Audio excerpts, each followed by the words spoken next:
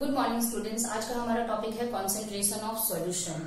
तो ये जानने के लिए कि किसी भी सॉल्यूशन का कॉन्सेंट्रेशन कितना है, हम लोग को ये जानना होगा कि सॉल्यूशन होता क्या है। सॉल्यूशन होता है सॉल्यूट और सॉल्वेंट का मिक्सचर, यानी कि कोई सॉल्यूशन तब फॉर्म होगा जब कोई सॉल्वेंट जो है किसी सॉल्यूट को अपने अंदर डिसॉल्व करके रखेगा। तो इसके अकॉर्डिंग सॉल्यूट वे पार्टिकल्स हो जाएंगे जो कि किसी सॉल्वेंट में डिसॉल्व होते हैं। एग्जाम्पल के लिए हम लोग ले लेते हैं सॉल्वेंट, जैसे कि वाटर होगा, कोई भी लिक्विड जो है वो हो सकता है। और जो मेरा सॉल्यूट है वो आपका कुछ भी हो सकता है, जरूरी नहीं है कि लिक्विड ही हो, सॉलिड भी हो सकता है, लिक्विड भी हो सकता है। यहाँ मैंने शुगर को लिया है, तो शुगर हो गया मेरा एज अ सॉल्यूट और सॉल्वेंट हो गया एज अ वाटर। तो इस तरह से हमारा शुगर और वाटर का जो मिक्सचर है उसको हम लोग क्या कह सकते हैं, सॉल्यूशन कह सकते हैं। अमाउंट पर, यानी कि शुगर का कितना अमाउंट जो है वो डिसॉल्व है मेरे सॉल्वेंट में, हमारा जो सॉल्यूशन होगा वो तीन तरह का होता है। पहला है हमारे पास अनसैचुरेटेड, यानी कि वैसा सॉल्यूशन जिसमें और भी ज्यादा सॉल्यूट पार्टिकल्स डिसॉल्व हो सकते हैं। तो वैसे सॉल्यूशन को हम लोग कहते हैं अनसैचुरेटेड सॉल्यूशन। यानी कि मैंने अगर एक ग्लास में सिर्फ एक ही चम्मच शुगर को डिसॉल्व किया हुआ है तो वो मेरा कैसा है, अभी अनसैचुरेटेड है, और भी ज्यादा शुगर पार्टिकल्स जो है वो डिसॉल्व हो सकते हैं। नेक्स्ट है, मैंने इतने ज्यादा शुगर पार्टिकल्स को उसी ग्लास में डिसॉल्व कर दिया है कि अब वो रूम टेम्परेचर पर और ज्यादा शुगर पार्टिकल्स को अपने अंदर डिसॉल्व नहीं कर सकता है। तो वैसे सॉल्यूशन को हम लोग कहते हैं सैचुरेटेड सॉल्यूशन। अब बारी आई हमारे सुपर सैचुरेटेड की। अब हम लोग जानते हैं कि अगर हमने टेम्परेचर को इंक्रीज किया तो मेरा जो स्पेस है पार्टिकल्स के बीच में वो बढ़ जाएगा और भी ज्यादा शुगर पार्टिकल्स जो है वो मेरे वाटर में डिसॉल्व हो सकता है। तो वैसे सॉल्यूशन को हम लोग क्या कहेंगे, सुपर सैचुरेटेड। लेकिन सुपर सैचुरेटेड की बात एक ये है कि जो मेरा सुपर सैचुरेटेड सॉल्यूशन है वो टेम्परेचर डिक्रीज करने के बाद फिर से क्रिस्टलाइन फॉर्म में हमारे सॉल्यूट को बाहर निकाल देगा, यानी कि वो टेम्पोररी सॉल्यूशन है। तो वो हो गया मेरा सुपर सैचुरेटेड, यानी कि सैचुरेटेड के टेम्परेचर को इंक्रीज करने के बाद जो मेरी सॉल्युबिलिटी बढ़ जाती है और वो थोड़े और सॉल्यूट पार्टिकल्स को अपने अंदर डिसॉल्व कर लेता है। तो उस तरह से बने हुए सॉल्यूशन को हम लोग कहते हैं सुपर सैचुरेटेड सॉल्यूशन।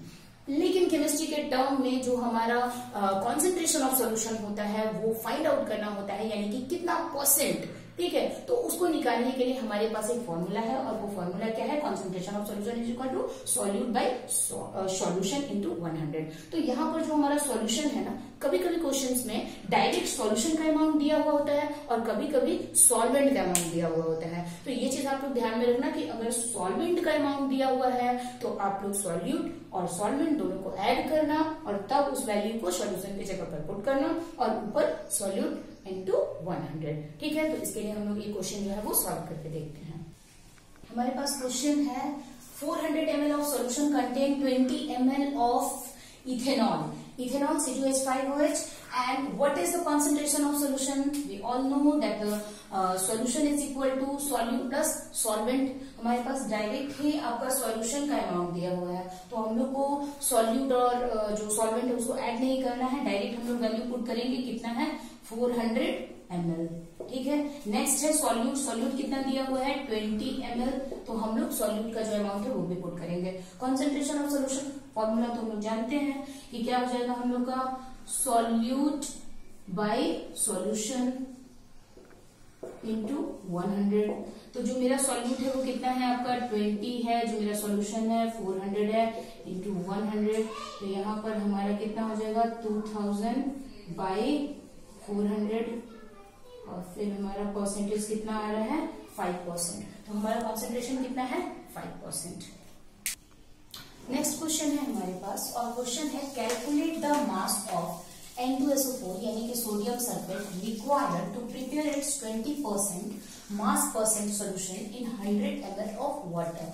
तो सबसे पहले हम लोग देखेंगे हम लोग के पास है क्या और हमारा फॉर्मूला क्या है। हमारा फॉर्मूला है concentration percent is equal to solute by solution multiply 100, ठीक है। हमारे पास सॉल्यूट क्या है, इज इक्वल टू दिया हुआ नहीं है, देन क्या हो जाएगा x। तो हमारा सॉल्यूशन क्या बनेगा, सॉल्यूशन बनेगा x प्लस 100।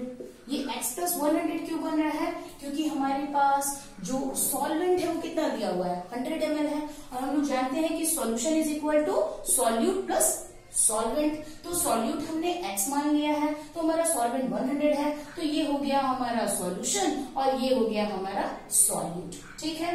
परसेंटेज, इतना परसेंट जो है वो यानी कि कॉन्सेंट्रेशन दिया हुआ है, तो हम लोग फॉर्मूला पे पुट करेंगे 20% is equal to x by x plus 100 multiply 100। ठीक है, ये आपका इधर चला जाएगा तो कितना हो जाएगा 20 into x plus 100 is equal to 100x। ठीक है, 20x plus 2000 is equal to 100x, इसलिए हमारे पास आंसर आएगा 2000। यहाँ हमारा है 20x plus 2000 is equal to 100x, तो हमारा क्या आएगा next 2000 by 80 is equal to x। तो x का वैल्यू हमारे पास कितना आ रहा है, हमारे पास आ रहा है 25%। क्या ये आंसर सही है? बिल्कुल नहीं, क्योंकि हम लोग को अभी कॉन्सेंट्रेशन नहीं निकालना था, हम लोग को ये पता करना था कि हमें कितने सॉल्यूट की जरूरत है। तो ये हमारा क्या निकला है, ये वैल्यू निकला है हमारे सॉल्यूट का, यानी कि 25 ग्राम सोडियम सल्फेट की जरूरत है 20% कॉन्सेंट्रेटेड सॉल्यूशन बनाने के लिए। तो इस चीज का ध्यान आप लोग हमेशा रखिएगा कि जब भी हम लोग सॉल्यूट का अमाउंट पता करेंगे या सॉल्वेंट का अमाउंट पता करेंगे तो वो हमारा ग्राम या ml में होगा, लेकिन जब भी हम लोग कॉन्सेंट्रेशन पता करेंगे तब वो आपका परसेंटेज में होगा। ठीक है।